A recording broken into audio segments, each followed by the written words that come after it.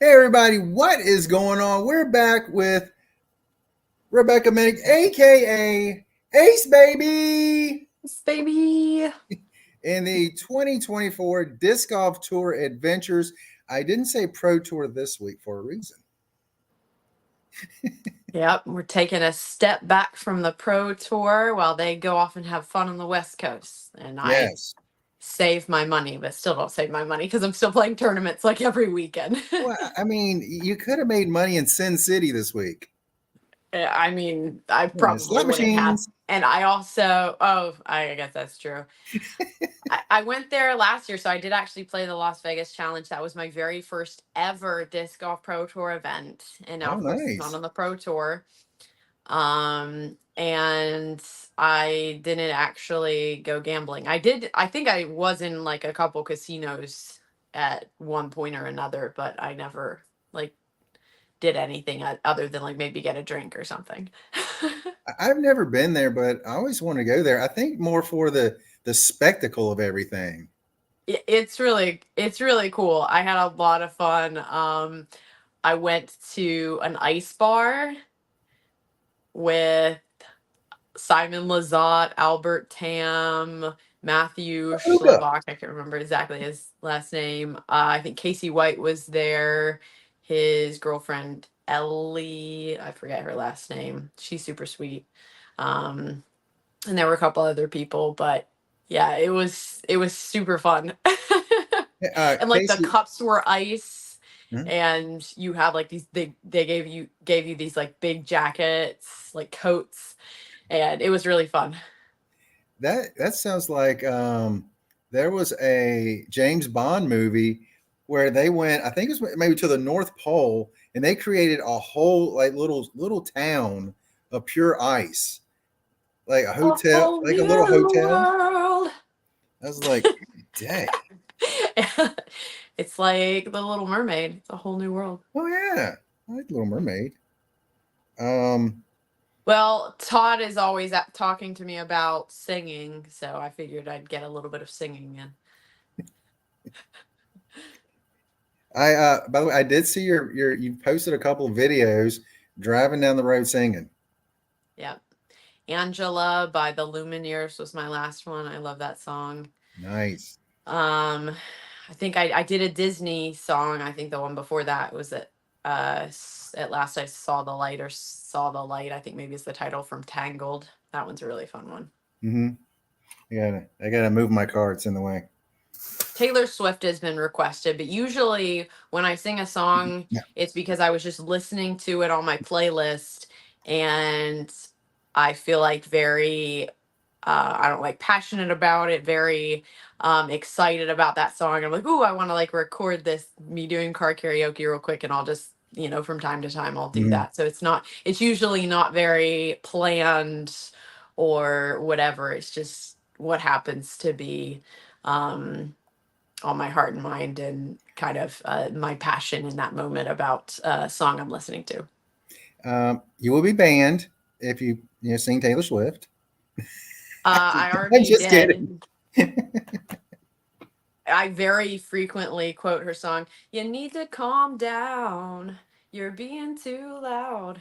Because a lot of people just get so uptight and upset about things that Hmm. don't matter in life and they just need to calm down. I never play disc golf with friends like that. Never. Yeah. Wink, wink. Todd is ready for your new album. My new album. Yes.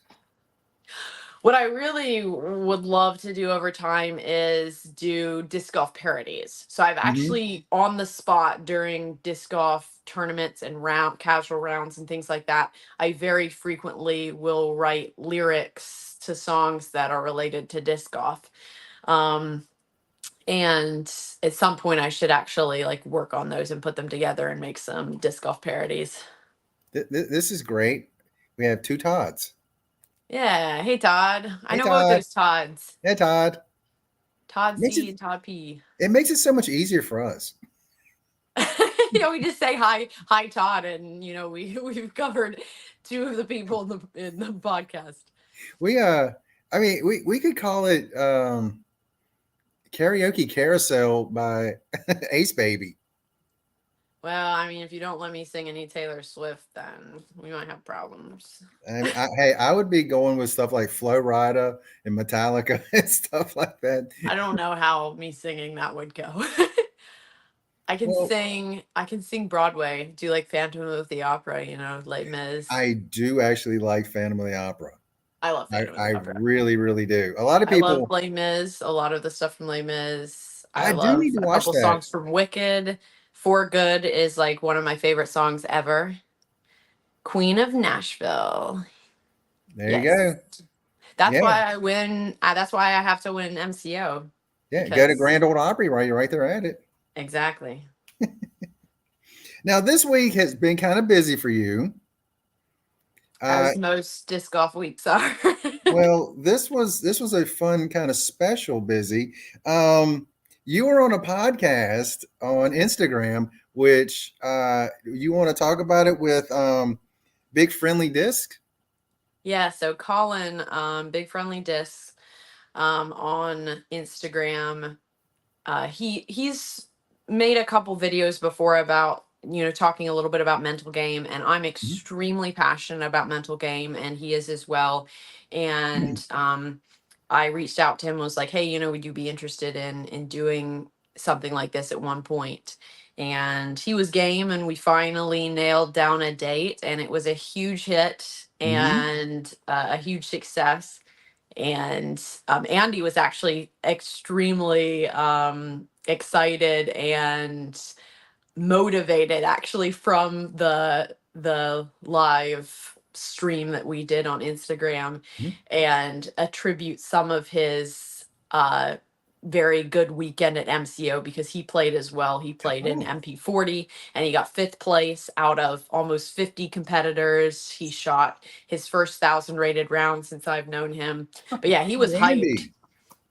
He was like so hyped after my podcast. He was like, "Hi, I'm really excited." And I was too, because I was actually, I'd kind of talked about it a little bit in the podcast, but I was kind of feeling down emotionally and mentally, not Mhm. feeling like my mental game was off or bad, but just emotionally kind of feeling like discouraged. I was a little discouraged about how DDO ended and how I had like a really good first round and then the next two rounds were just kind of a wash. And feeling a little bit discouraged about not being able to string together multiple really solid rounds. Um, not being able to figure out my backhand again after I had, ooh, and he said, super hype. It's clean the Yeah, he was frisbees. cleaning his frisbees afterwards. He was like, "Let me go clean my frisbees. Let me go play disco." He was very excited. But anyway, so I was feeling, you know, kind of down from those things, and I knew that it would pass. Like I knew I wouldn't feel that way forever. That's Yeah. a part of having good mental game is when you start feeling like discouraged just in life in general or about disc golf or whatever, especially if you're, you know, making more of a career out of it like what I'm planning on doing. Then part of having good mental game is being able to recognize that first of all, it's not going to last forever and that it's okay, and it's okay to be feeling that way and to have hope in that things will get better. And if you continue to stick to what you're doing, what you're working on, if you have a good plan moving forward, then things will continue to get better.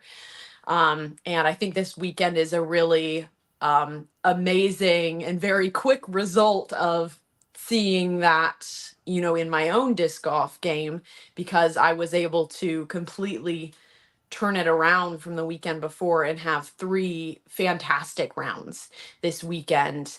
Um, and I had a great time. I had a fun time. But yeah, talking about mental game, if you have the chance, it's a long live stream. It's been posted on Instagram. Okay, good. It's really good stuff. Like it is long, and I know that Colin said that he wanted to try to like take some clips out of it and make some videos. I'm not sure if he's gonna, you know, have the time to do that, but there's just mental game is so important. It's very underrated. It's discussed in very broad general terms Hmm. for the most part, but nobody really gets into the details of it. And Colin and I really, were digging deeper into what does it actually take? Like, what do you as an individual need to start doing in order to have good mental game?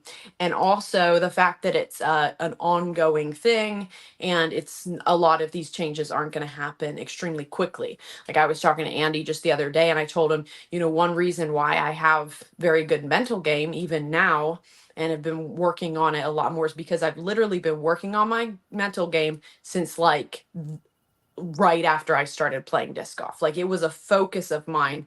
I knew that I needed to have good mental game. And so I was extremely intentional about it. I even made some videos early on about, my mental game and what I was thinking about at the beginning. So I would say I was very intentional about it, even just like a half a year in, even earlier. How was I viewing disc golf? What were my expectations? Especially what were my expectations based on what was I putting into the game, like, you can't expect amazing results if you're not doing anything about making those results happen. um so yeah, that was it, and it hyped me up as well. Like, I was very encouraged after that live stream because I'm very passionate about growth and becoming a better person in general, and mental game is directly tied to and directly correlated with that. So if you can work on your mental game in disc golf, it will also make you a better person. i, Yeah. I i've Hmm. seen and I believe. Yep. I mean, it's one of the things I commented on that. I truly believe the mental side is like 70% of the game. I mean, obviously you got to have I think physical it's more, tools. but yeah. Yeah, I've heard people say it's as much as 90, and Yeah, I'd say like 80 to 85% yeah, at least. It is yeah. so crucial because it doesn't matter how good. I mean, I've seen so many people, they have so much talent and Hmm. athletic abilities, and yet I play with them or I see them playing and they just fall apart, you Hmm. know, when they're in their rounds. And it's kind of funny, like, I don't want to be encouraged by other people's kind of like downfall or like downside, but it's actually been encouraging. That's one thing that's been encouraging to me on the pro tour, believe it or not, is the fact that I've been able to see the fruits of my labor in Hmm. terms of mental game, because I see other people who are already at that level that don't have a great foundation in terms of mental game. And so you can see how they start to fall apart, how they start to crumble, how they give up so easily Hmm. when they start to do poorly. Whereas me, I've like I had surgery and cancer, was in like ridiculous pain for months playing through disc golf, and had terrible rounds that are still affecting my rating, you know? And instead of giving up in those moments, I was like, no, I'm going to keep doing the best that I can in this moment and push on to the next hole and push on to the next hole, and um, get okay as best as I can with sucking. And that's not an easy thing to do. I would still never say that, like, I'm okay with that Right. totally, but moving more in that direction to where, whatever happens, it happens on the course. You do your best to leave it behind and move on to Mhm. the next hole and still do your best and turn it around, and have a good round. And it's just so much more fun that way too. Yeah. Like for me, I've always tried to, well, not always. After I reached a point, I'm like, this is kind of where my game's going to be. I've started getting to that point. It's like, if I throw a bad shot, I'm going to be mad for like 10 seconds. Then I'm like, what have I got to do next? Or flip side of that too. And I think this is something that people also overlook is getting overly happy or overly pumped up after having a couple of good holes. Yep. And then all of a sudden you get too much adrenaline. Now, and then you mess up, and then that you have a crash. Hmm. So I'm like, there's an even keel that I always try to stay into. Don't get too up, don't get too down. Just stay in this little area. Yep.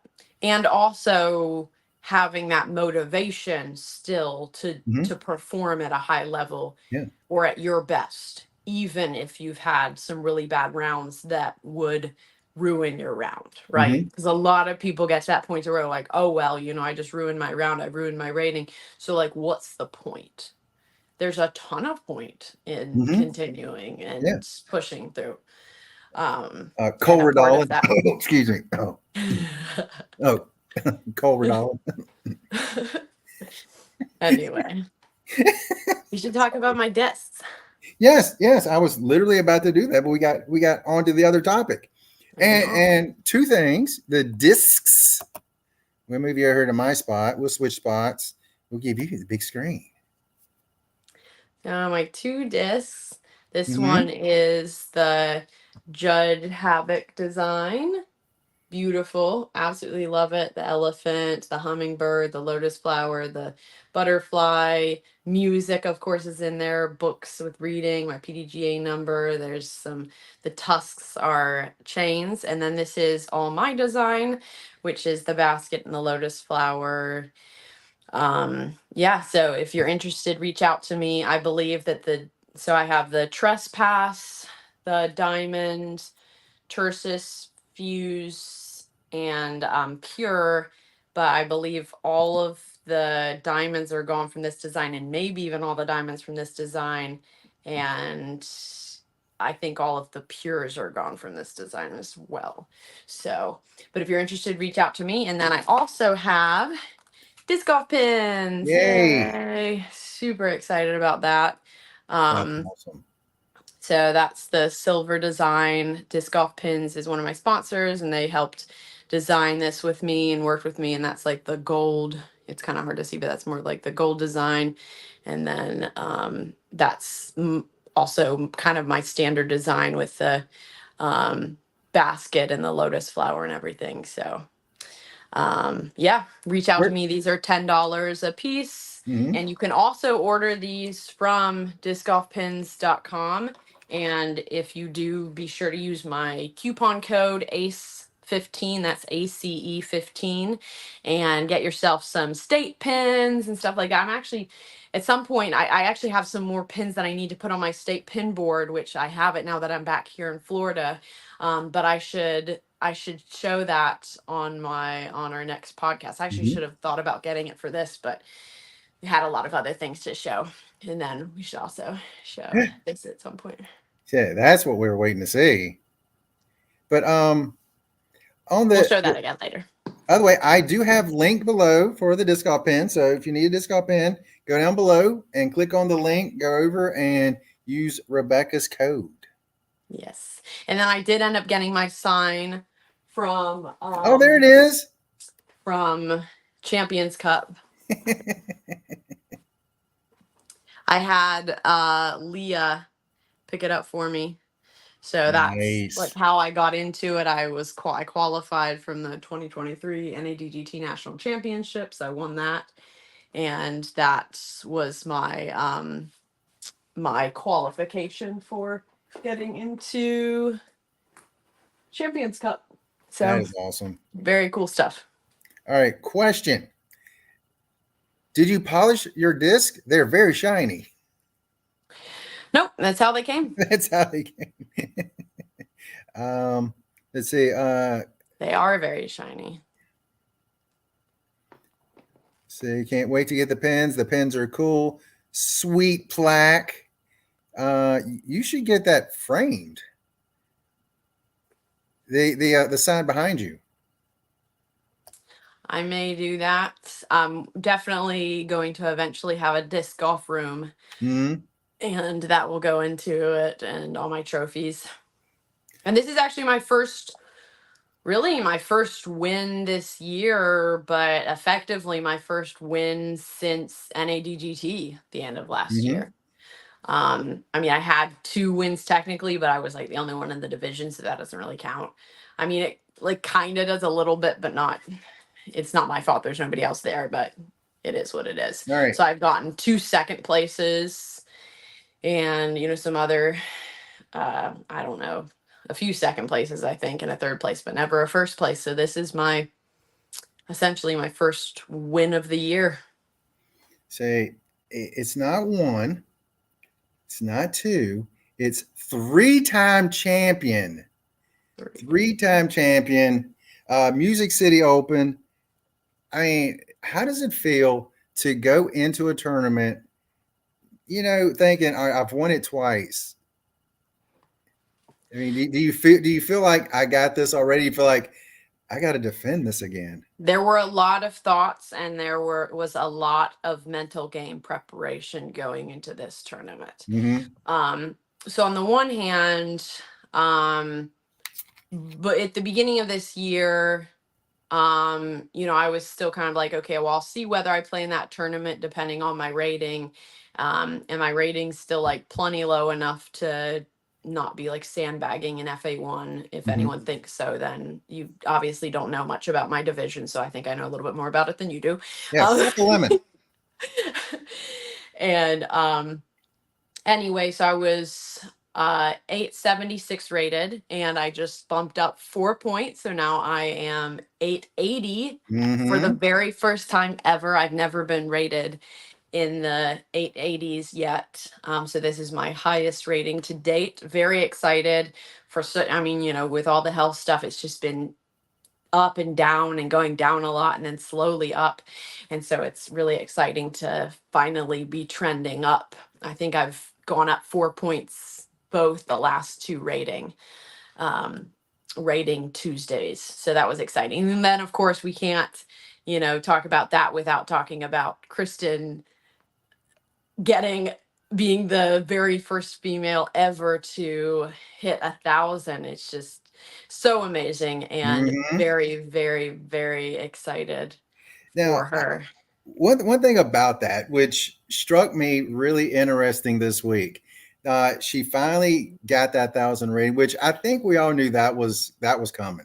Yeah, I was like, she better get it. But having thought, I will say this: a couple years ago, I thought Paige was going to be the first to get that 1,000 rating. I think we all thought that she would possibly get it because she was rated 996 was her highest, right? I think so. But not only was it interesting that she got it this particular week, because this weekend is the women's global event. Yep. That is perfect timing. Congrats, Kristen, and to all the women playing this weekend. Y'all are awesome. Keep going. Yep, I'll be playing a women's global event in Tampa. The Kristen hummingbird. The goat. The Tartar is amazing. But I would tell you something. I truly believe. I think she's opened the door, and there's going to be a lot of women following her very soon. There's some insanely talented women on the Pro Tour now. I definitely agree. I mean, I was like thinking of a list of women. Evelina, when she just won again this weekend. That was very exciting. That was incredible to watch. She's up to 984, 986, something like that. She's in the upper 980s. Henna's in the 970s. You have Own, she's right up there. Missy is up there. Holland Hanley, she's going up the boards. I mean, the Pro Tour has never been this stacked. It's incredible. Yeah. It's incredible. Yeah. So, wow. It's an exciting time, and it's like you said, the competition is getting really steep. I mean, like we said a couple weeks ago, to win on the Pro Tour, you basically have to have 1,000 rated tournament, not just one round. Yeah. It basically has to be 1,000 rated. I think at DDO, that was maybe like the very first win that didn't average over 1,000 rated. Evelina is from Finland. Yes, she is. I mean, Evelina, Heidi Laney, Liney. I can't pronounce her last name. Maybe. Lina. Henna. They've got a good group of women that come over all the time, and there's another line of them coming behind them too.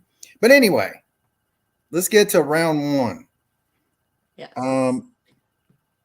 All right. So getting into, I'll talk a little bit more about Mhm. like the mental prep and everything. Yes, yes. Because obviously there's a lot of pressure. Like I've played this tournament twice. They did change one of the courses, so I had never played Sharp Springs, which was actually our very first course where we Hmm. were starting at. And then usually we play Cedar Hill. But apparently that was changed around because they had a marathon at Two Rivers on Saturday, and so they had to take that one out of the pool for one of the days. So they switched things around. But I do really like how they the divisions that they put us with. I felt like they were the most reasonable in order for us to be able to get decent ratings. Like Hmm. it's other than playing Two Rivers, because Two Rivers I knew going into it we're gonna like the females are gonna rate really terribly on this course because it's so open and there are a ton of holes that the males can very easily get to, Hmm. and we don't have a chance of getting to it. Like we'd have to have a throw in. And so courses like that, when you're rated against MA3 players who don't have extremely high ratings, but they can still throw really far and like Hmm. destroy a course like this, inevitably you're going to have bad ratings. And I can prove that multiple ways. Like one would be even UDisc ratings at this point. So if I get close to, if I have like a 200 rated round on UDisc, so UDisc is from 0 to 300, 300 being the max. If I have a rating on UDisc that is around 200, then generally I can be pretty confident that it will be a 900 rated round. That's about what it's equivalent to. So on day one at Sharp Springs, my UDisc rating was a 198. So just below 200. And that Hmm. was a 914 rated round. So that's pretty consistent with what you see. Hmm. Day two, it was a 218 rated round, and that's equated to they actually changed the rating a little. The PDGA did a couple days later, and it was actually changed to a 943 rated round. Okay. So well over 900 just for 218. But then on day three, I had an 189 rated, so almost 190 rated UDisc round, and it was an 880. In fact, at first it wasn't like an 872. It was under my rating by Wow. 4 strokes. And then they updated it to add 8 more points Hmm. to it. And I think a lot of that is because they evaluated everything from all the divisions that played it and realized, yeah, this course, like there shouldn't have been that many points between strokes Hmm. or whatever. Um, so so even though that was an 880 rated round, in my mind, I essentially shot 3 900 rated rounds because that's the level that it was at. Like I know how I was playing. I played really well. There were a couple like really short must get birdies that I didn't get, so that definitely hurt it a little bit if I would have been able to get those. But even with that, I still played extremely well every single round and kept a level head. So going into it, I know that I can win this and I know that I can do well. But on the other side of my mind with the mental game, I'm thinking, okay, but I could, anybody could win this. Just because you're rated 860 something, you can shoot over 900 rated. Or me, I can very easily shoot, an average of 870, 880, depending on the pressure, how I handle the pressure, how I go about keeping a level head, having a good mental game. Um, so going into the first round, I going into this tournament, I was like, I know I can win this. But I was like, I'm gonna do the very best that I can. I'm gonna try to focus on having a really good putting game, having a really good approach game, which I accomplished both of those, and I still decided to not use my backhand that much because I don't feel extremely confident about it. So I did use my flick a lot more. But I also have some really great backhand shots. But I would say the backhand's still what I need to work on the most. Going into round one, I was like, just stay calm, stay happy, stay relaxed, play your game. Um, have a really good time with your card mates, cheer people on. I mean, I always try to do that. Cheer people on, help them have a good time as well. And it was awesome. I had a fun time. I kept a level head. After round one, the girl I played with, like, she could throw really far. She had quite the arm. But she definitely didn't have as good of a mental game as I did. Because she kind of started like falling apart, especially in the second and third round, Hmm. so not keeping it together quite as well. Um, so she definitely had like the abilities that she could have, beaten me for sure. And after day one, I only had her by a stroke. And I almost didn't even have her by that stroke because one of my approach shots went like a little long. So I had like a 20 uh probably like a 20-foot 15 to 20-foot putt to save par on the very last hole, and I was just zoned in. I was like, you're going to make this putt, you're going to get it. And that's what I did a lot of the rounds, and it made such a huge difference. So round two, I got a really clutch circle 2 putt on hole 7 to get the birdie. Or sorry, round one, I made a circle 2 putt to get the birdie on hole 7. And I made 1, 2, 3, 4 putts that were like 15 to 20 footers, and then 1 putt that was the very edge of the circle of circle 1 putt. Which is like a lot better than what I normally do. And everything else was, like a tap in pretty much. So round one had great putting, even made a circle 2 putt. I had a really good approach game. Most of my approaches I was very happy with. A couple of them were like a little long, but if they were, then I was covering myself by having like a good putt, and been very excited about that. Like, I've had a couple people reach out to me and tell me like, hey, your putting game's looking really good. And it Nice. is. It's looking good. It is feeling good. I feel confident about it. And most of that is my mental game. It really is. Like, it has nothing, it doesn't have much at all to do with the fact that I've been like practicing putting all the time. I actually haven't been practice putting that much. I want to practice putt more. It's more been I practice, like, I play casual rounds a lot and I putt a lot in those, and I have rounds where I'm like making everything, so I know I can do it. So it was getting to a point to where mentally I could tell myself during a tournament round, like, you've got this putt. I remember round 2 we were at Seven Oaks, so that was my 43 rated round, Hmm. and I made just edge, I mean, like, very edge of circle 1 putt after edge of circle 1 putt after edge of circle 1 putt. It just kept making them. It was so exciting. So I made 1, 2, 3, 4, 1, 2, 3, 4.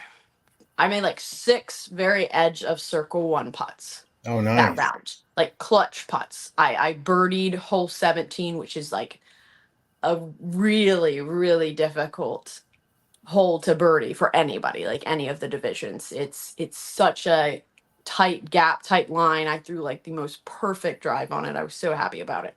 Hmm. But again, like, my putting was just saving me time and time again. And then I also made like 3 or 4, 15 to 20 footers as well. And there was, I forget what hole it was, so I only got 1 bogey the entire round, and I got 5 birdies. Hole 15. Yes, hole 15 was my Hmm. bogey. It was sad that I got that one, but it is what it is. There wasn't that, I feel like that hole is just kind of my nemesis.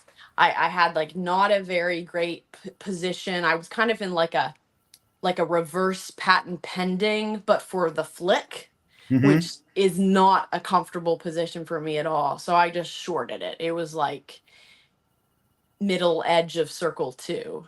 Mm-hmm. And they call that hole the Little Texas because it's so rocky. There's just Oh. rocks everywhere. Mm-hmm. So it like reminds you of a course in Texas. If you played in Texas, then you know exactly what I'm talking about.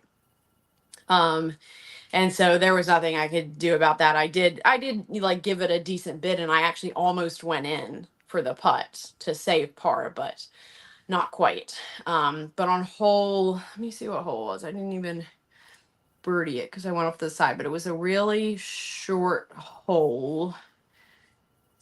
I don't know which hole it was. Anyway, it was right before a short hole. There was a longer hole. It was uh, kind of a gap that you really wanted to get farther up the fairway, but I hit a tree earlier, and I had just a fantastic approach shot with my cax and put it at the very edge of circle 1, and I didn't have any bogeys at this point, and going up to that I was like, I am not going to get a bogey on this hole. I just told myself, I was like, I'm not going to do it. I'm going to put this disc in the basket.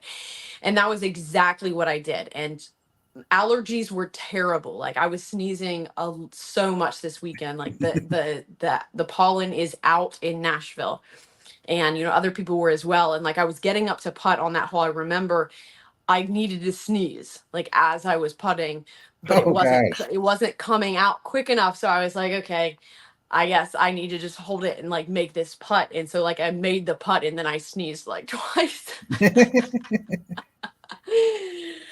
It was really funny, but that was I know I'm kind of jumping around from the rounds, but I'll go back to round 1 and just talking about it. I had, 2 bogeys at the beginning, and then I had a stretch of 4 birdies, and then I had 2 more bogeys All right, I want on to ask the you back about nine. the first round starting off. I mean, when you get to that first hole, and Todd asked, no, Charles asked this: were you feeling pressure from being a two-time champ, and then you get up to that first tee? Do you feel that pressure? So I definitely felt it. I felt it and I accepted it. Mm-hmm. And then I just moved on, and I had a couple moments where I felt like a little bit nervous, but for the most part I was very calm. I was very focused. I was determined to play some really good golf Yes, I was because just wondering if that had any effect on hole one itself, and then you kind of got in your rhythm after that. I would say it did a little bit. I would say Mhm. the fact that I'm a two-time champ had affected me more on hole 1 for round 2, Oh, really? actually. Yes. Mhm. Well, because at that point you kind of know where everyone's at, Yeah. right? Like you have an idea, okay, who would be able to beat me, you know? Like who can I be? And obviously I'm not just playing just to beat the other players. I'm also playing against myself and Hmm. trying to get play the best golf that I can. So I'm always playing against myself. But I'm also, checking out the competition, like, okay, what can they do? How can they do? And and my main competition was Emma. Hmm. And so I knew she had an arm, and if she could hit some of these lines well, then she could get to holes that I currently, not that I can't ever get to, but in my current um skill set right now where I'm at, Right. I couldn't get to them and she could easily get to them. She definitely showed that at Sharp Springs on multiple occasions where it was amazing how far her drives went. She could go like 330 or more with her drives. And when you have that distance, it makes a huge difference for a lot of holes because there are a lot of Yeah. holes that are like around that distance. Yeah. Yeah. Um, I and find that when I play, distance is important, but the other side is that you got to have that accuracy too. She at times would have credit. Like I remember it was hole like four.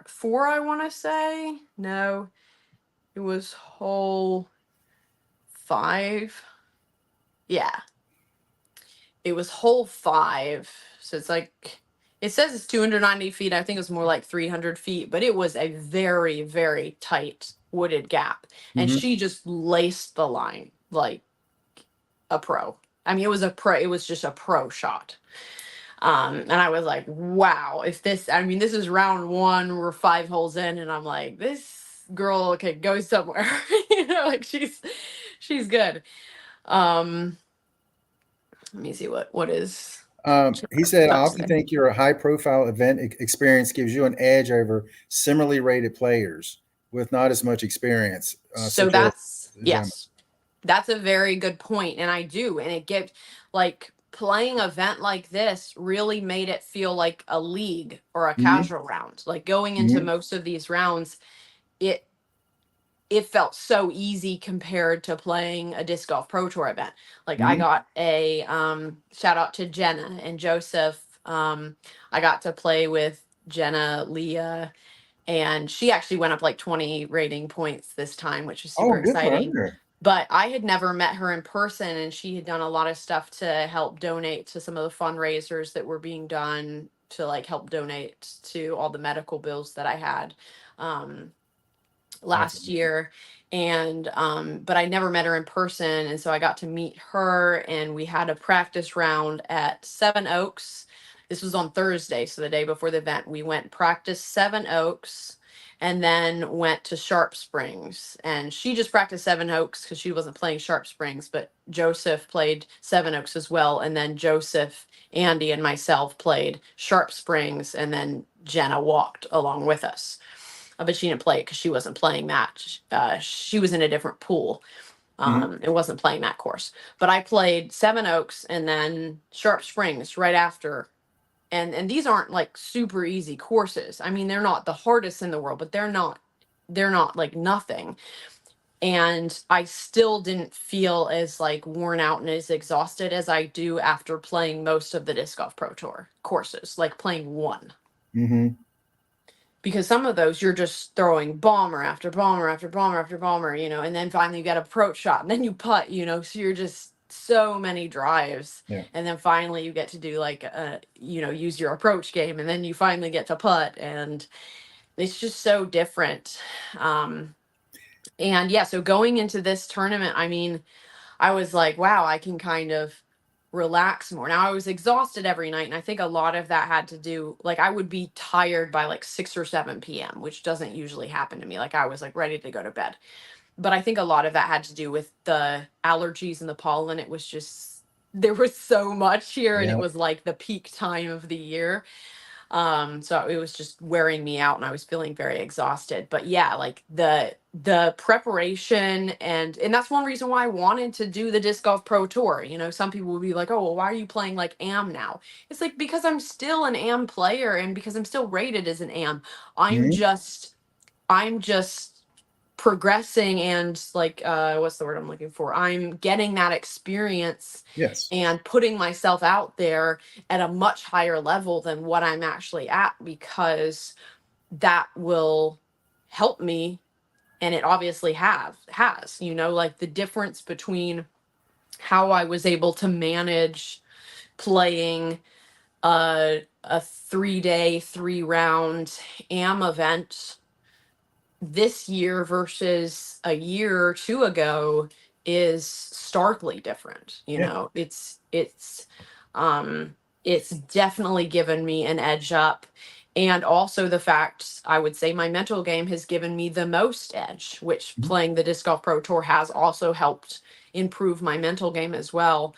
But yeah, I mean, that's one thing that I very consistently see, not only from the AM side, but I see it a lot even on the Disc Golf Pro Tour side, is my mental game sets me apart from a lot of people. And I think it's going to serve me well, especially as I continue to hone in and improve my game. Yeah. I was going to say that, playing on the Pro Tour, not only just being on those courses, but also watching the top players, see what they do, see how they handle situations. I would think that will give you a practical application education, as opposed to seeing it on TV is one thing, seeing it in person is a different thing. Yeah. I mean, like I said, I would say I have better mental game than Yeah. most people on the tour, Hmm. honestly. I just do. A lot of people let stuff get to them. So I can't say I've really, I guess I've learned that I have learned. Yes. And that's been encouraging. So it's been like motivating to me and it's been encouraging to me. And then, yes, I would say that being able to watch a lot of these players has been really helpful to me, especially if I know. So you have a wide range of like different things that players can do, right? You know, Hmm. like maybe one player is really good at their backhand and they have a great distance, but maybe you don't have a flick, a sidearm, right? And then you have some people who are maybe like really amazing at their approach game and they just like have such amazing touch and can put the disc right next to the basket.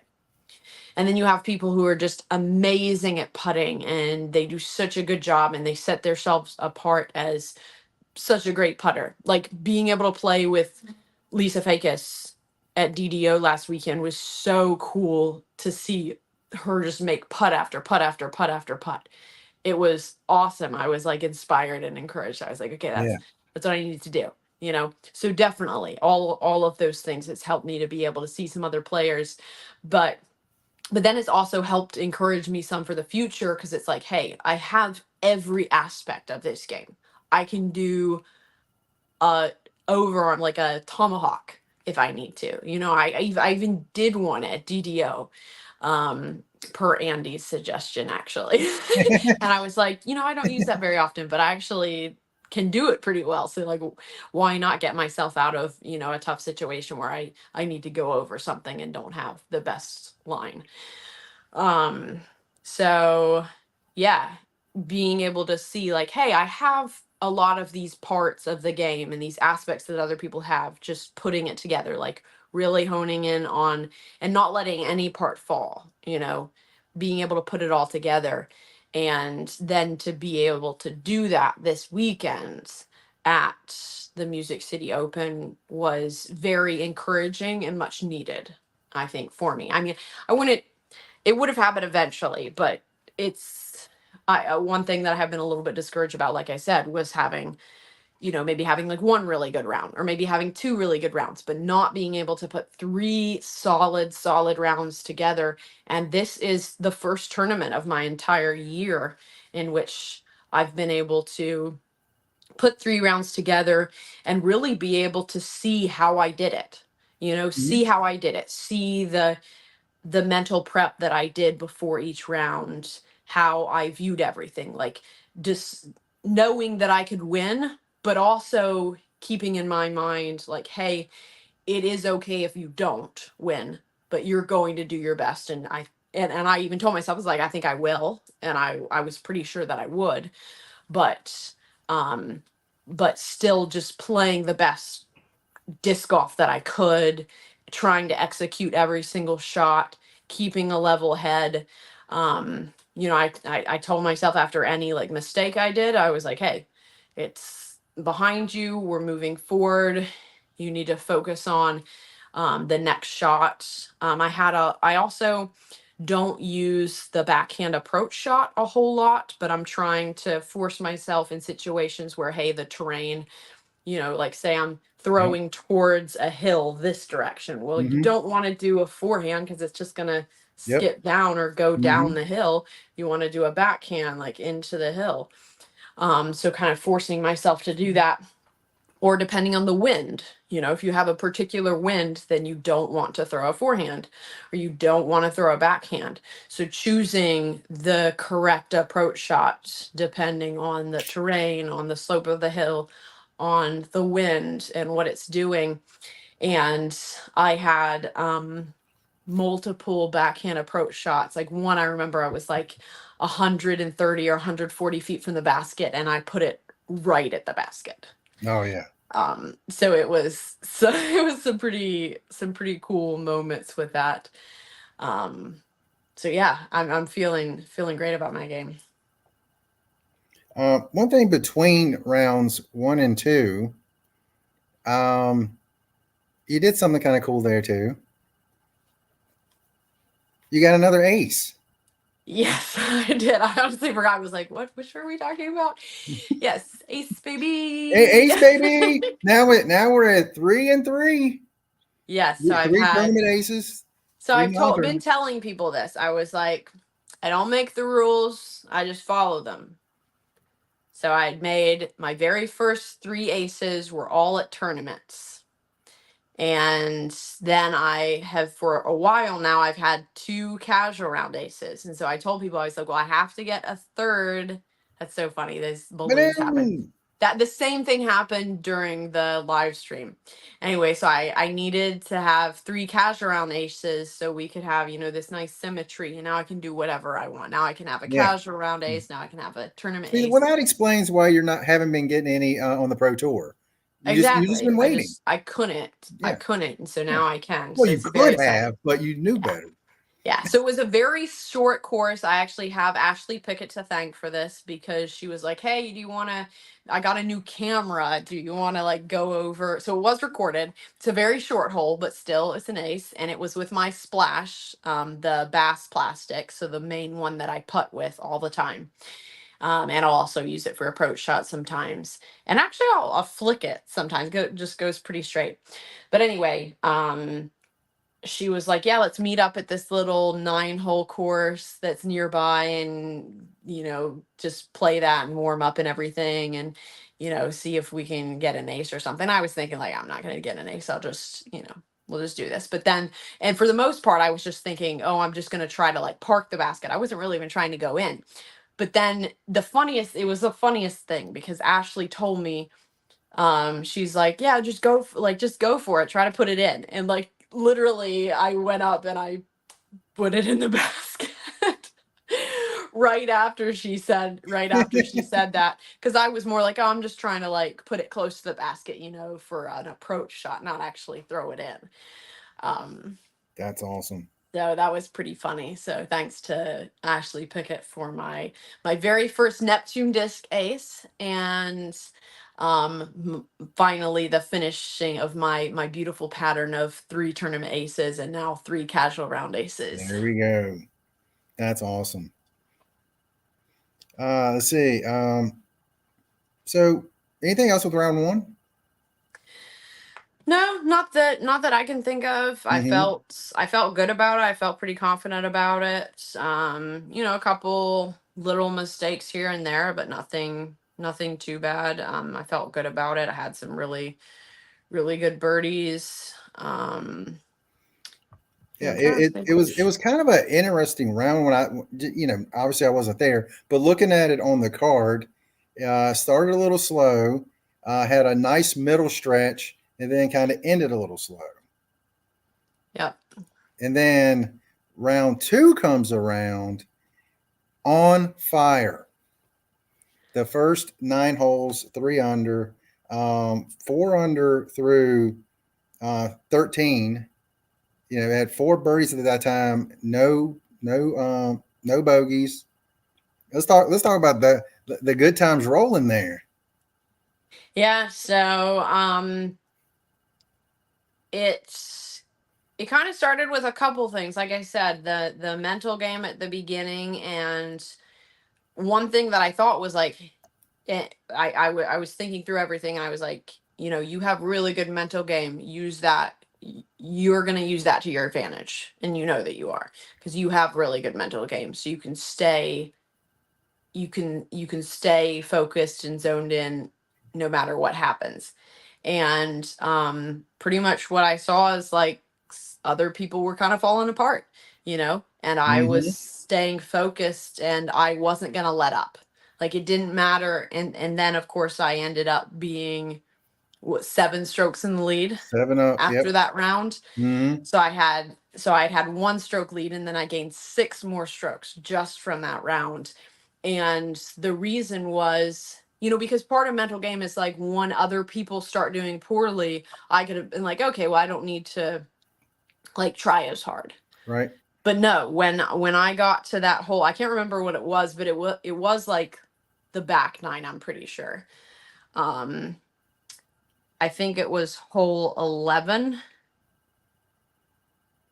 And that's where I had the bad, kind of the rough tee shot where I hit something early on. It wasn't necessarily like a bad drive, but it hit a tree early enough to where it would have been, it was a very difficult place to be able to recover.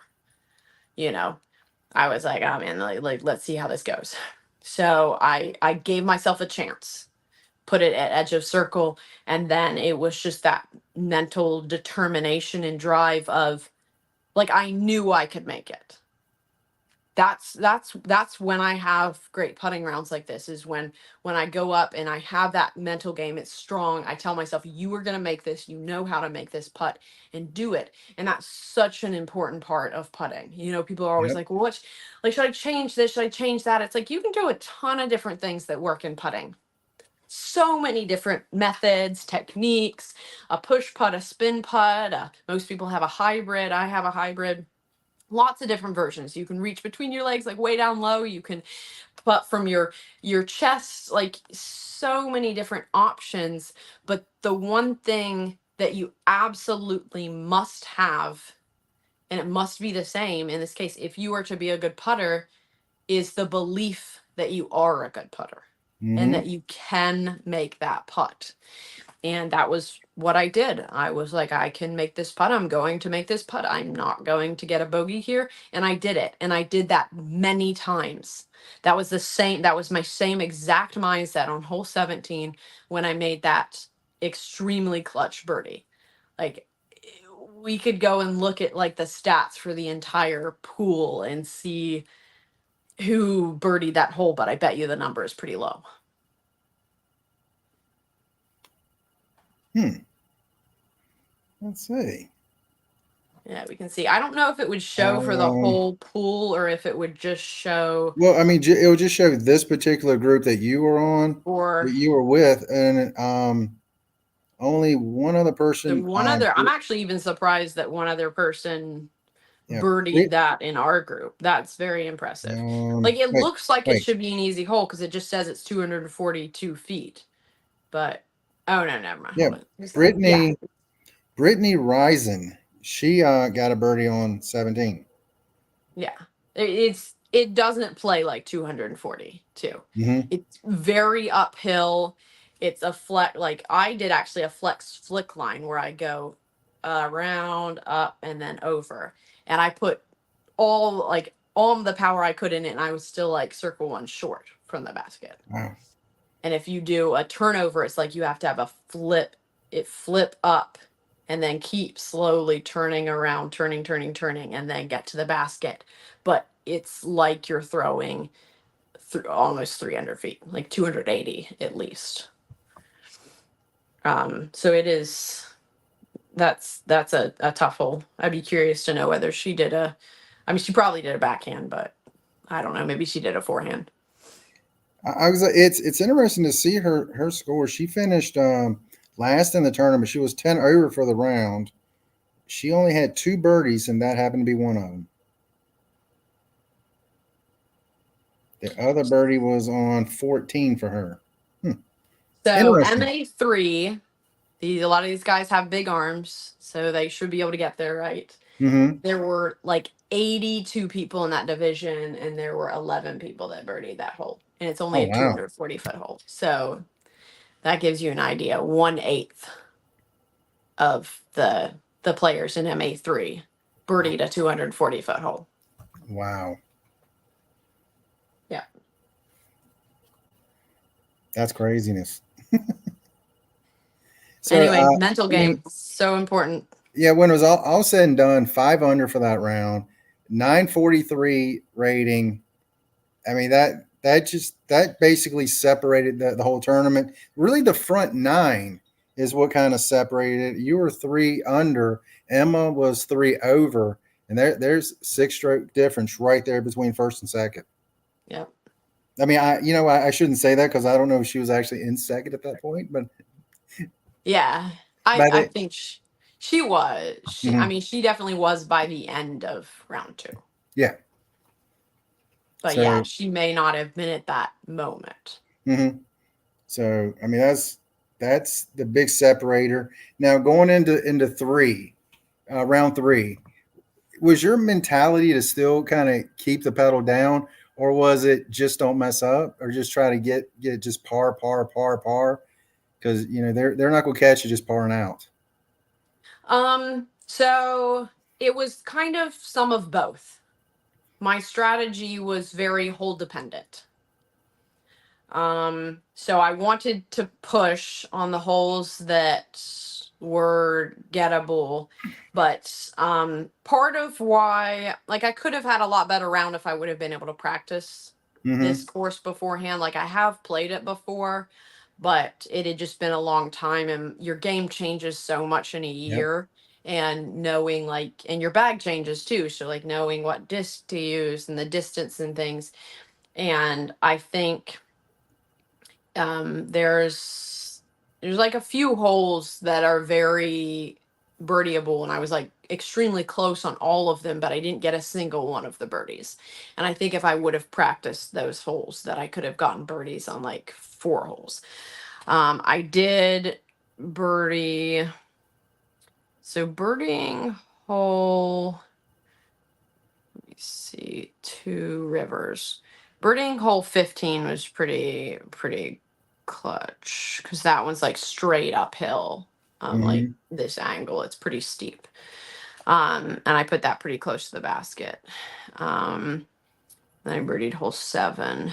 Did get that bogey at the very beginning. That was because I Mm-hmm. had a really rough footing and my lie wasn't that great. And I had to do like a backhand straight shot, and you're going on like a hill, and the basket is on the top of the hill, and it's like slopes down on either side. Uh-huh. And I had to do like a patent pending backhand straight, like 150 feet away or something. So I put it circle 2, and I didn't even try to go for the putt. I literally was like, I'm not going to try to go for the putt because I was on one side of the hill, and you go Mm-hmm. over, and then you very easily you're 3 putting. So I did not want to do that. So like in that case, I played smart. I got a my only bogey for it, but it was like, yeah, that's fine. I even decided there. I was like, it's totally fine to get a bogey. In fact, there was only one person on our card that parred it, and that was Catherine, I believe. Catherine O'Connor. Yep. Yeah, so there were just, I think that was the main thing. I mean, I definitely went for many of the holes and was just a little off. There were some that again were like very gettable or very birdieable for the MA3 group, but were just barely out of reach It was for actually us. Ashley that parred that hole, by the way. Hole 3. Ashley Pickett. Oh, okay. Mm-hmm. That par 4. Hole 3. Uh-huh. Okay, nice. Mm-hmm. Yeah, that's right. Mm-hmm. I remember what happened actually there. Yeah. Mm-hmm. Ashley Pickett had just the most dirty roll away on hole 16, I think it was. Oh, it was nasty. She had like a circle 2 putt uphill, and then it just rolled down to like circle 3 almost. Oh my It was gosh. very sad. And there wasn't anything you could really do. She hit like the band, and it just rolled down the hill. That reminds it reminds me that Sarah Hokum, she had a putt, it hit the band, and it just started rolling. It was just this gentle, slow roll down this hill. It just kind of meandered down the hill a little. It kept looking like it was going to fall over. Yeah. Ended up being like 70 feet away. It's like, oh my gosh. Yeah. You hate to see it. Mm-hmm. Um, yeah. So I would say overall from all of these, I guess you have any other questions specifically about Two Rivers, which would have been the final round. Hmm. We've played that one every year. I would really love to not have that one in the rotation because, like I Hmm. said, it does not do well with ratings. You just have to destroy the course, essentially. Like, you have to do really well. You have to get under. And we knew, like I said, we knew it was going to be terrible ratings for the females. So it playing Cedar Hill is much more fair for a division like ours Hmm. against an MA3 because MA3 they're not as consistent, and so if you Yep. have more, Cedar Hills is more has a lot more wooded holes, and so that tends to even things out because the skill level, like, is more important than the distance you can get, Yep. and so that balances out the ratings. Um, so I would love to see us do. I love Sharp Springs. I thought Sharp Springs was a really great addition. I had never played that before. That one was really fun. Seven Oaks is a fantastic course. It's probably my second favorite course there in Nashville, and then Cedar Hill would be my third pick. And I think all of those are really great courses for the FA1 division, or even FPO. Like, I'd love FPO to play those three courses too. Um, and Cedar Hill would be much more fair in terms of our ratings. And yeah, See, somebody so asked we'll see if earlier. next year. So, someone asked earlier, uh, how many courses are in that rotation, or do you know? Yeah, how For many us, courses have you? Well, I know. Oh, wait, I'm sorry. I know there's three different courses this time, but you said there were other courses that they have played before that you've played. yes. So Cedar Hill, I've played every year. So every year, this is the first year that I haven't played the same three courses. So the last Gotcha. 2 years, it's been Cedar Gotcha. Hill, Gotcha. Seven Oaks, and Two Rivers. Okay.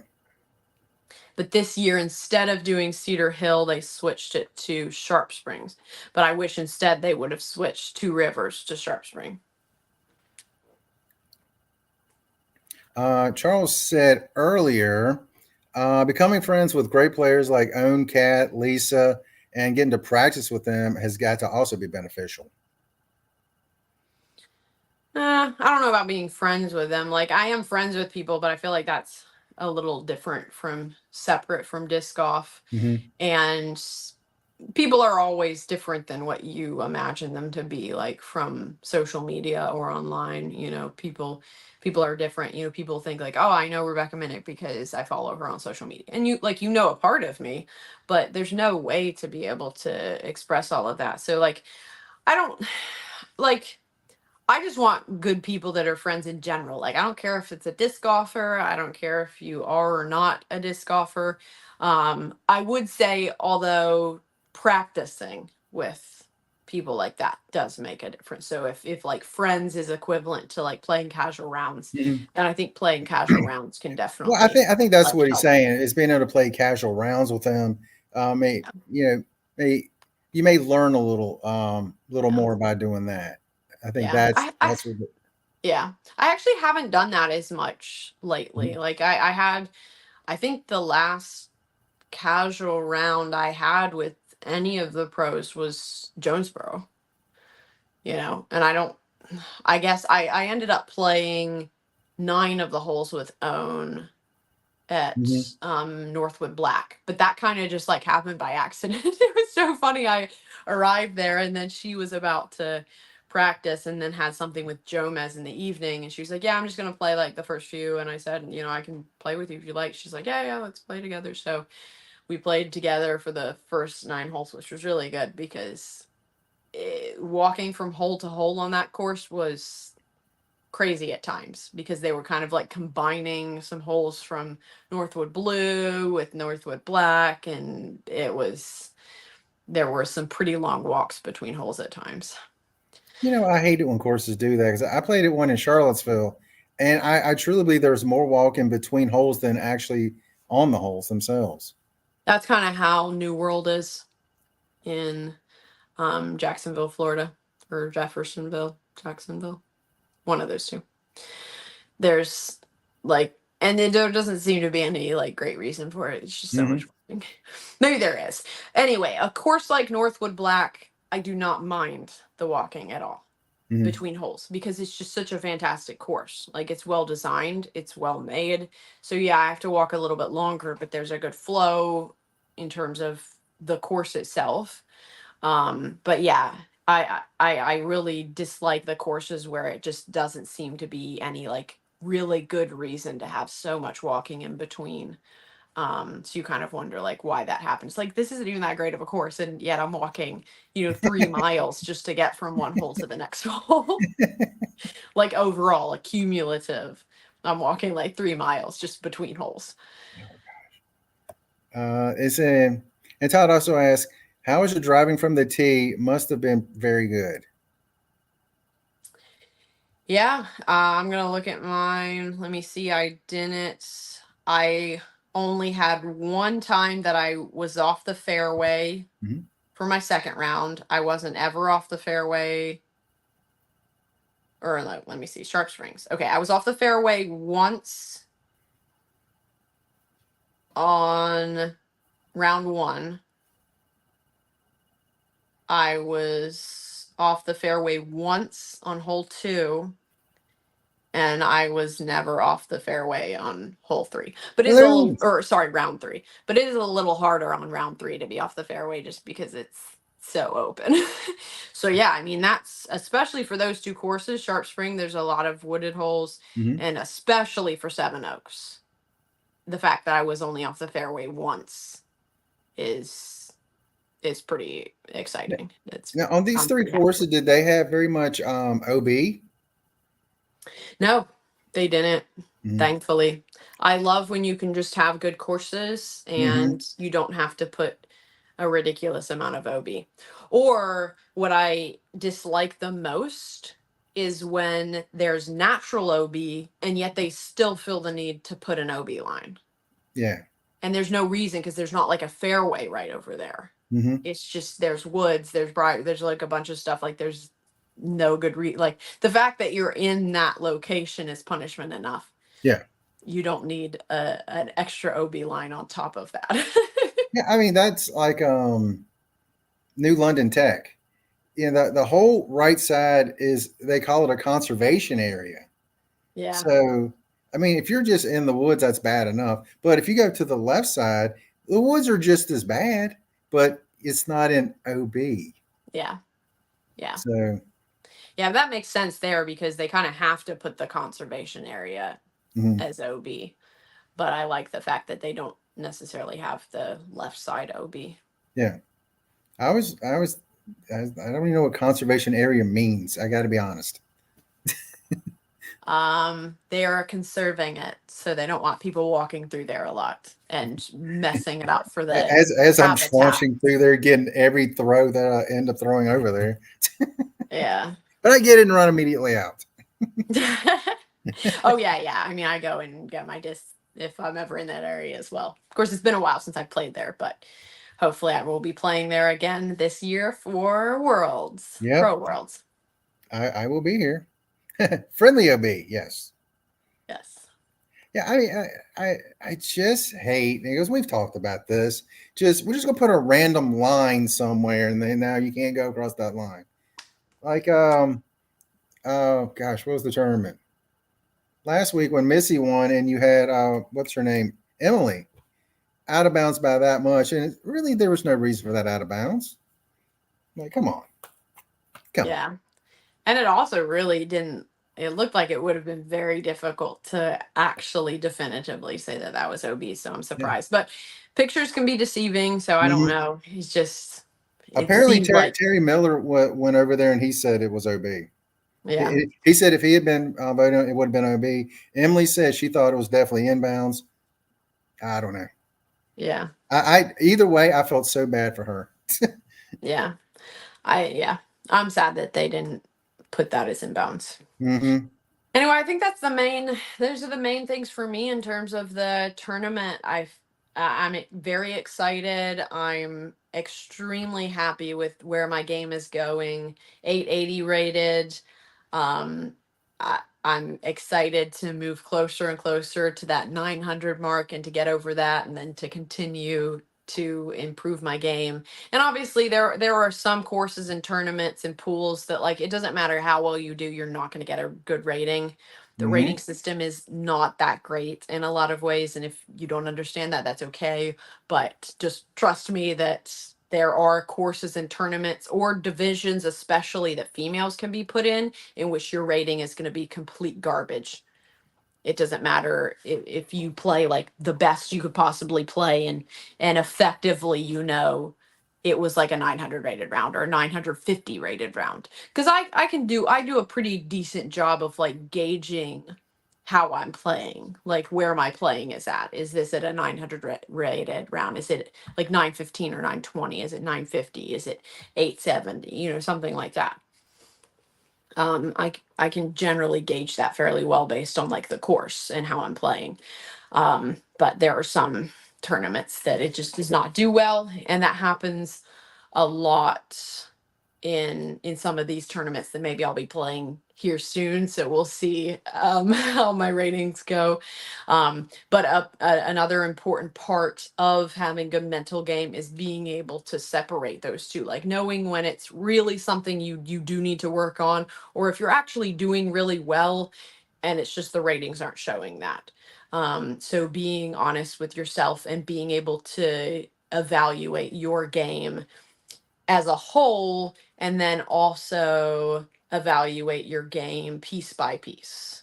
So like this weekend, extremely excited about my putting game. Just overall, the whole, all 3 rounds, I felt really good about my putting. Was very happy with it. My approach game overall, very happy with it. Really feel like that's coming together. That's been one thing that in really, this is the first time in my entire disc golf career that I feel pretty happy with my approach game. I haven't had that before, other than maybe when I first started and I was just relying much more on instincts, because as you get better and you progress, you like, oh, it's so much easier to overthink everything. Hmm. And so then figuring out what you need to take away and let go of and not focus on and think about, but then what's like the one little thing maybe you do need to focus on, but only focus on somewhat. And then maybe you need to focus on another thing a lot and so it's all about like how you approach your approach game, and also doing a lot of testing with that. Like I will on in tournament rounds, I'll test different things. I'll test how I approach a shot, what I think about, what is it that I focus on in that moment in order to have a good result. My flick, I'm feeling really good about. My flick also is a sidearm or a forehand. It has many names. Yep. That's feeling really good. The only part of my game that I really want to hone in on and improve, and I would love to start doing some more field work, is my backhand. So, Yeah, Charles says this approach game is so important, often overlooked, and I 100% agree with that because if your approach game is really good, it's going to make your putting game really good too because you're instead of circle's edge or C2, now you're just dropping in from bullseye instead. That yeah. that's a huge part of the game. Um, this was something he said also, and I thought this was an interesting thing here. PDGA needs to retool rating so make male and female ratings not connected at all. So, I mean, do you think they need to have separate ratings altogether? I think in the future that would be there are 2 different ways you can fix it.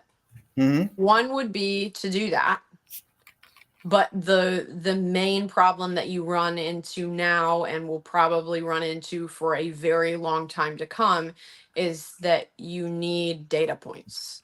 And Hmm. we don't have the data points because we don't have the numbers. So we need more females that are playing events because say, you have to have at least 10 people to be able to generate a PDGA rating, Mm-hmm. I believe. So that's the big problem. The other thing that could fix it, which is also something that we're not going to get to anytime soon, and we're not going to get to even, it's going to be even longer just because there's not awareness about it and people don't care. And a lot of it is because we don't have the numbers, you know, and that is that there are so many courses, pretty much every course, just about every course out there is designed for males. It just is. It's designed for a male distance, you It's know? designed for right hand, backhand males. Yes. Right hand, backhand, males.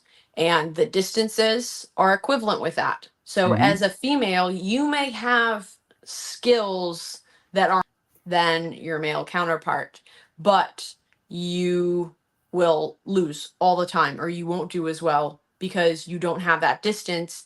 And that's because courses are designed that way. You know, you have courses where they're constantly pushing that like 300, 400.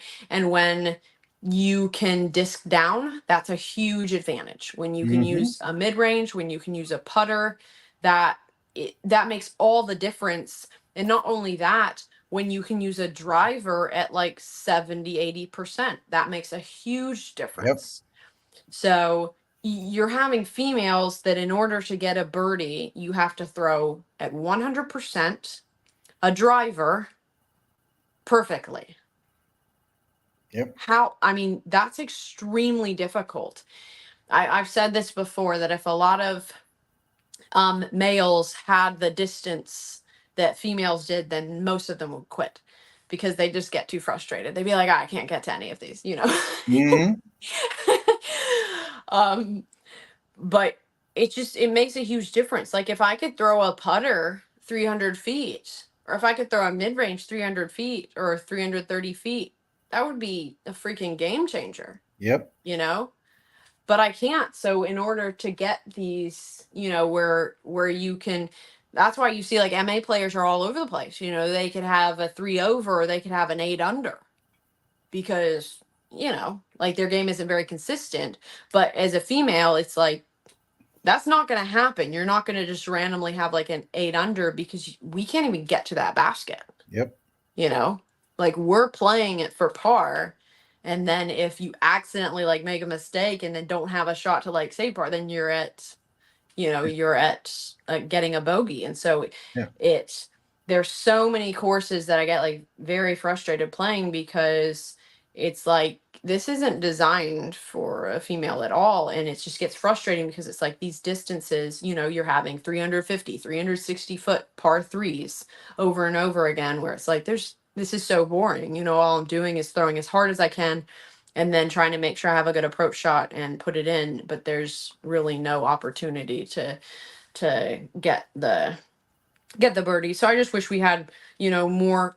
I wish and I hope that in the future, and I would love to be a part of this in the future, and that would be course design. I would love to help course design, and I think I would love to see more emphasis on designing specific layouts that are also good for like men and males that they'll like enjoy playing it, but there won't be such a huge talent discrepancy just based on distance, Mm-hmm. you know, like they're good lines, they're tough holes.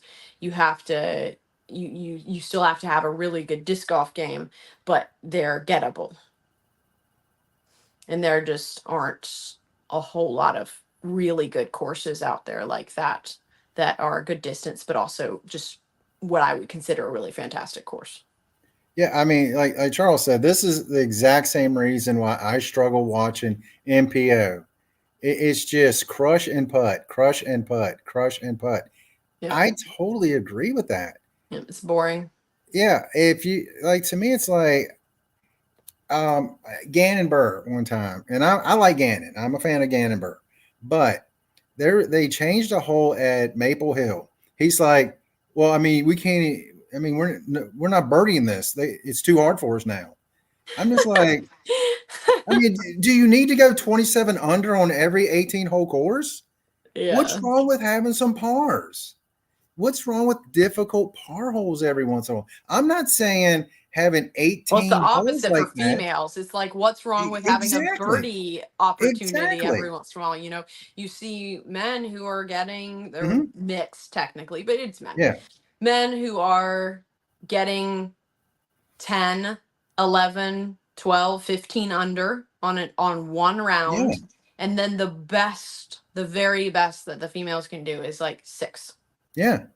5 or 6. It's like, Hmm. okay, why don't we have like the same birdie opportunities? And you can say, oh, it's no different. It's just you're still doing the same number of strokes. No, I'm sorry. If you think that, you do not know much about sports psychology Yep. or about mental game or anything like that, because it absolutely 100% makes a difference. If you don't Hmm. think that a birdie putt is different from a par putt,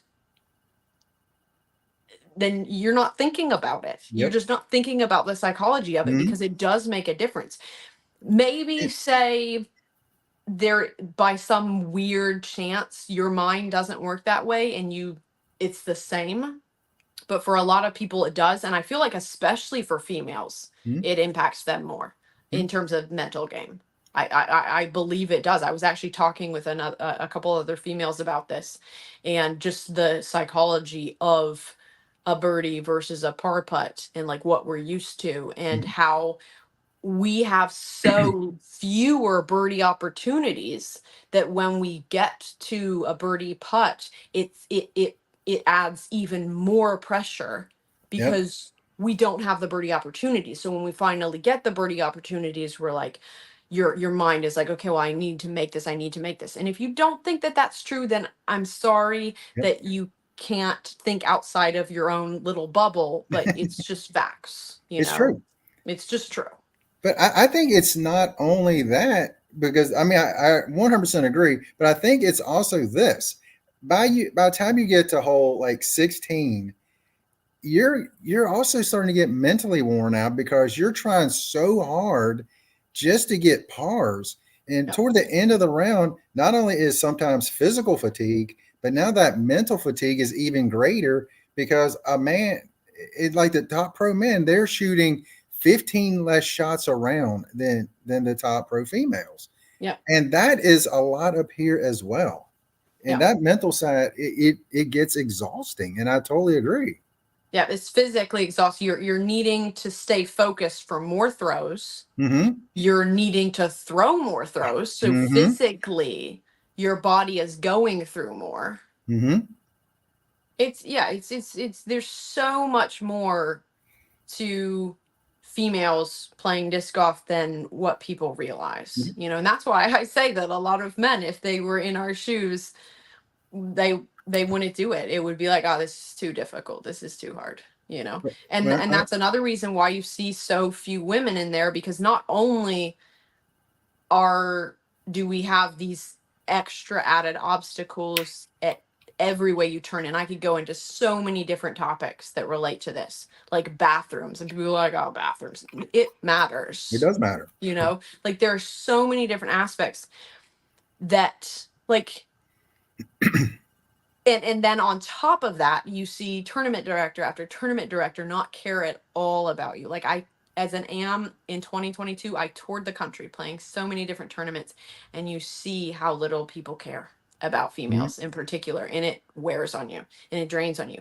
So there's like no surprise ever when I see these tournaments and there's like no females that are signed up. And I use this as an example, and I think it's shame on them. But Throw Down the Mountain this year for FA1 only had 8 spots. Tell me, why Wow. in the world would you only give 8 spots for FA1 when the year before you had 16 competitors and probably people that were on the wait list? So you Mhm. had 16 people the year before, and then you're saying you're basing that number off of the previous year, but now you only put 8 spots. Like, and this is an A tier. So females not only have to deal with that, and then people are like, oh, you're not winning if you're only the only person in the division. It's like, well, this is what happens to females. They don't even have spots. in the tournament to be able to compete. And then you have to try to figure out, like, oh, well, do I go to this tournament that only has 2 competitors in it, but it's closer, or do I drive 5 hours away to try to have 3 other females that I can play against? And then you have tournament directors who they don't care about the females very much, or maybe they do, or they think they do, or just do some stupid things, like whatever it is.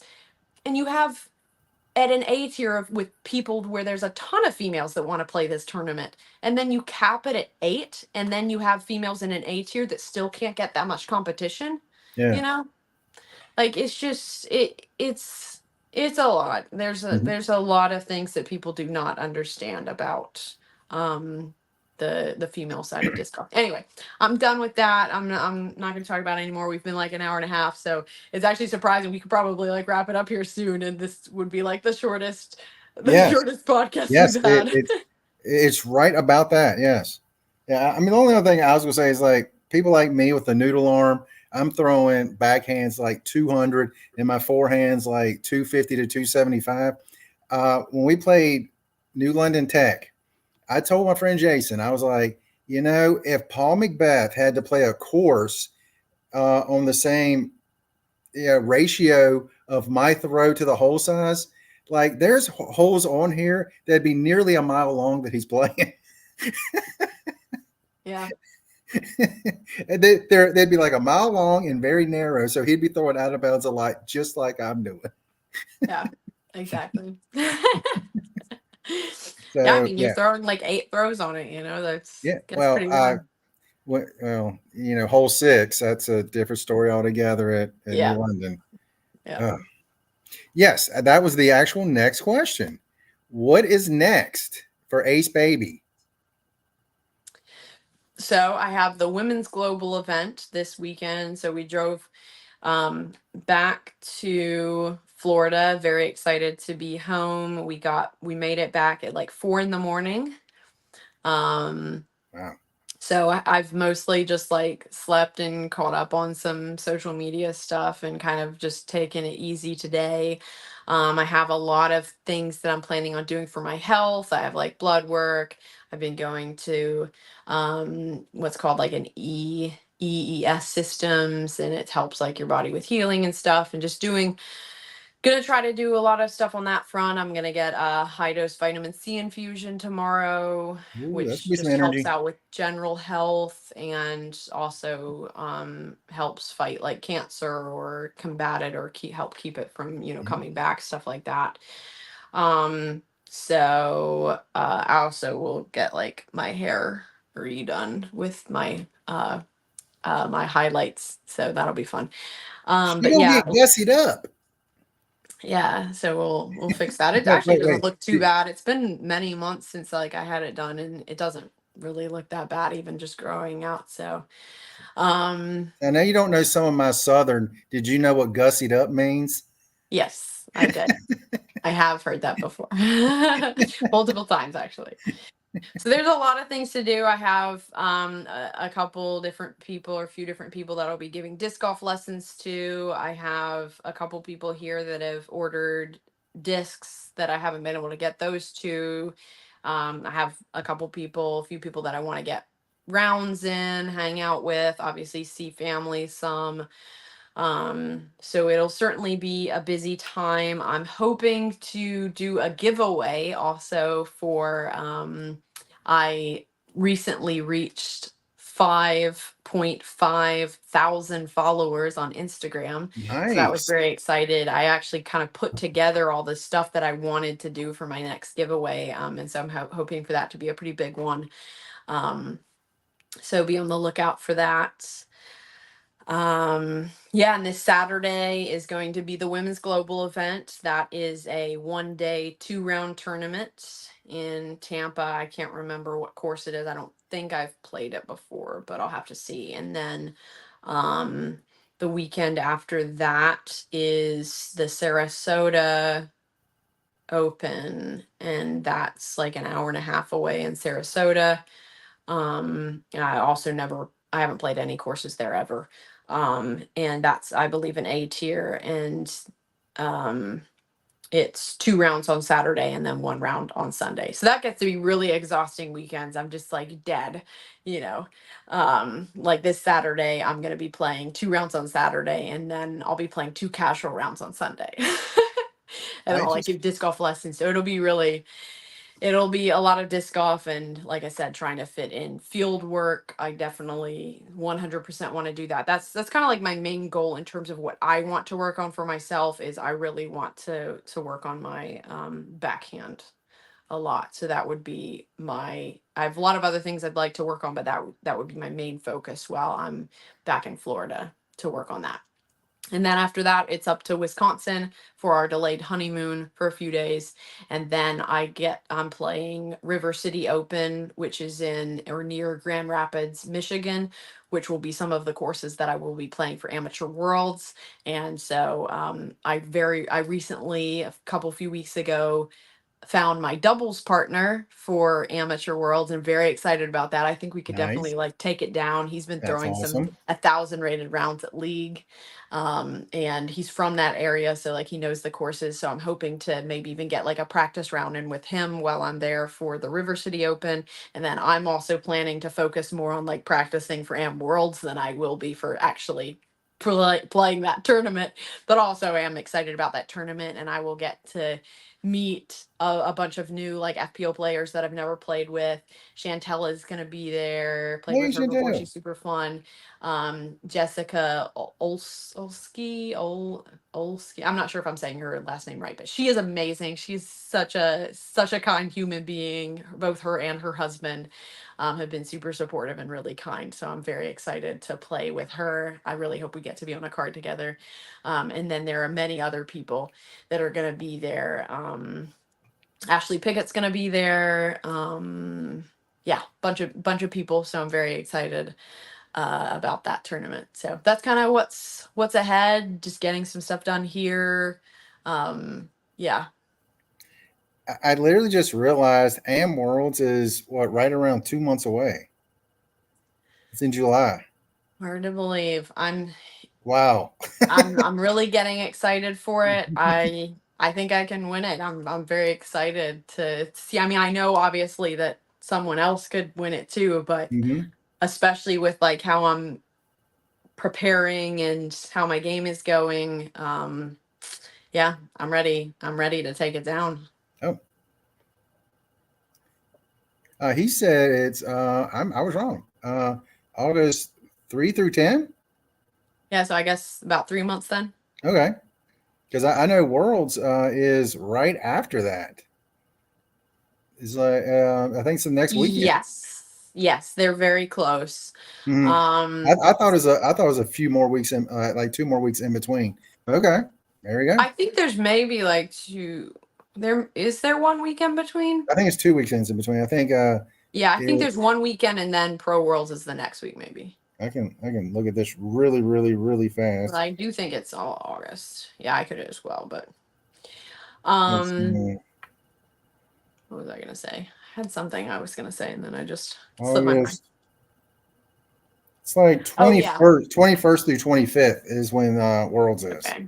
So my birthday is August 3rd. So that will be kind of like my birthday will be right before at the beginning of Am Worlds, and then Am Hmm. Worlds will happen. So anyone in the chat, are y'all going to Worlds? Because it's in my backyard. We got Am Worlds in Charles's backyard. You got Worlds in mine. Hey, it's all a big backyard. Yay! Wow. Gosh, it just blows my mind how fast these things are coming on. Oh, wait a minute. Hold on a second. We just got a challenge.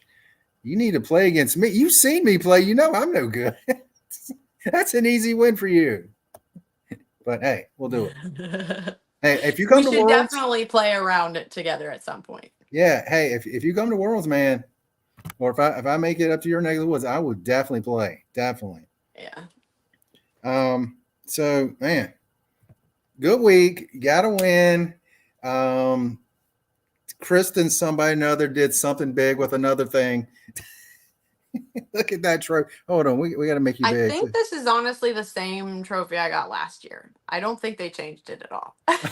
I was like, they came to your house and stole it from you and Yeah. gave it back. They're like, here you go. Except for last time I got like a stand for it. This time it didn't even come with a stand. So, oh Really? well. You know, funds are hard. Yeah, I guess you got to stick it on the wall. I guess you can't even stick it on. This one's pretty cool. I had wanted to kind of get all three of them together and then have them for this, but I didn't end up having the time to fish them out. Just be like, look, there's one, there's another, there's the third one. Oh, Anyway, well, I can't really think of anything else. that's a guitar picture, a guitar pick. Yes, guitar Yeah. pick. Oh The wait, guitar pick. wait a minute. They Which, gave Simon a guitar. They gave you the pick. yeah, I actually have a guitar right down here on the ground behind me. I do play a Really? guitar, and they raffled off a guitar, but each raffle ticket was $20, and I didn't buy it. Elaine King bought a raffle ticket. She was there. I actually got to see her and her husband. They were both playing the event. Really? Hmm. That's awesome. If she's still out there playing.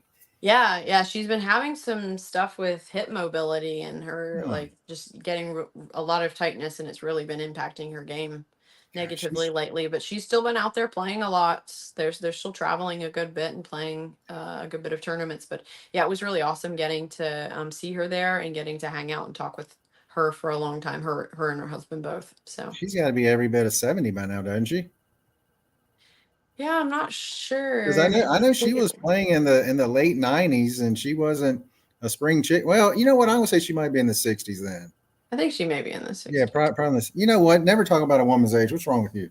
Yeah, what's wrong with you? You should just slap yourself. Yeah. Not good. Let me see. Trying to see what How dare I division. assault myself? Yeah. Yeah, so she played in FP50, but I'm not sure. But anyway, yeah, she Sue won the Stevens will division, be of at course. RCO. She has won several worlds. I know Elaine's won five. She's one of the three five-time champions. Yeah. That's I played with her at the Fall Colors tournament. Really fun tournament in like or near Richmond, mhm. Virginia. I think it's Richmond. Um, that was the first time I met her. I believe we were actually like staying at the same friend's house. I was wondering if you had played with her at the Battle of Bedford one year because No, she because played I in was in FA1 the year mhm, that she would have been playing that's it, and right. then I did That's right. play in FPO. I think the next year. The thing, But she thing. wasn't playing. And I actually never played on a card with her. I did Mhm. play in the same tournament, but we weren't on the same card. We were Hey, almost. It was like really close, but just not quite. nice. Anyway. Uh, all right. Well, so will we be back next week, or we gonna take a few weeks off? Um, it's up to you. I mean, I think there could be some valuable things to talk about, Mhm, and maybe just have like a much shorter version, possibly mhm. maybe just like an hour. But we can talk about it, and we'll let everyone know if we decide to have one or not. I would definitely say for sure have one after the Sarasota Open, but I think it could maybe be worth having Mhm, one after the Women's Global event because it's all part of the journey. And mhm. even if it's a small tournament, even if it's just a 1 day, 2 round, there's still a lot of mental game. There's still a lot of Yep. things to like grow from that and learn from that. And yeah, I guess we'll see how it goes. Yep. I've got a doubles tournament this week, so wish me luck there. Good luck. Yeah. Yeah, he I was asking me about being his partner, and I was like, I gotta play a women's global event chickened because out. there's only been one women's global event so far in my disc golf career, and Mhm. I didn't learn about it until it was too late. And then I played the Des Moines Challenge that weekend, and for some reason they didn't have the Des Moines Challenge as a women's global event. Now, is there any So winning in that was that, or is it just like winning the local tournaments, or how does that work?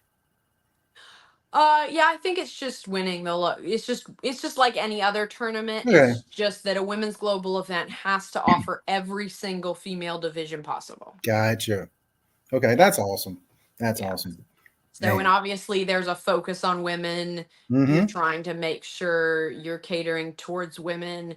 And it's just an event that I feel like a lot more women would want to play in, especially women who don't normally play in tournaments, because there's, for the most part, I would say a lot of the people running the tournaments have a focus towards women just because it is a women's global event, or at least you'd hope that would be the case. And I think that it is the case in most instances. Mm-hmm.